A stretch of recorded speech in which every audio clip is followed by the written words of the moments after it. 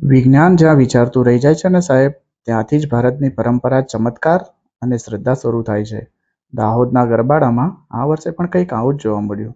જ્યારે ચોમાસું બેસવા છતાં વરસાદ પાછો ખેંચાયો, ધરતીપુત્ર આકુળ વ્યાકુળ હતા, ત્યારે ગામમાં બળવા અને પૂજારા આગળ આવ્યા. વર્ષો જૂની પરંપરાગત સંસ્કૃતિ મુજબ વરસાદ દેવને રીઝવવા માટે પરંપરાગત ગુંદરા વિધિ શરૂ કરાઈ.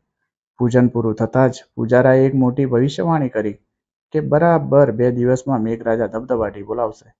વિધિના બરાબર 2 દિવસ વીત્યા અને જુઓ કુદરતનો કરિશ્મા. ગરબાડાના આકાશમાં કાળા ડિબાંગ વાદળો ઘેરાયા અને કાન ફાડી નાખે તેવા વીજળીના કડાકા ભડાકા સાથે વરસાદ શરૂ થયો. આ ગુંદરા વિધિ માત્ર એક ધાર્મિક વિધિ નથી, પરંતુ આપણા આદિવાસી સમાજનો સામૂહિક સહયોગ અને અતૂટ સંસ્કૃતિનું જીવતું જાગતું પ્રતિબિંબ છે. શ્રદ્ધા સાચી હોય ને તો ઈશ્વરને પણ વરસવું જ પડે.